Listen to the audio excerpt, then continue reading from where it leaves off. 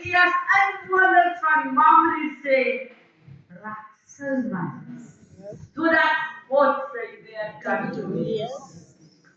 Opmurmureer. Hanna het nie gemurmureer nie.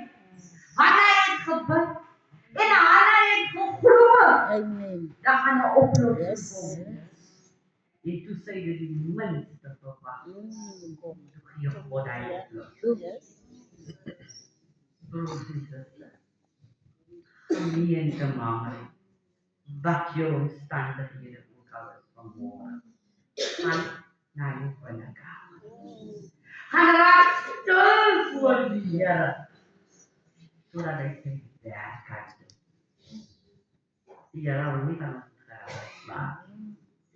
Want hy het op 'n ordentlike manier die storm op die see gesê. Hou op, bedaar. Hy het net gesê, hou op, bedaar. Vandag sê die Here vir my en u, hou op, bedaar. Kyk na Hanna, raak stil, bly en vast. Amen. Amen.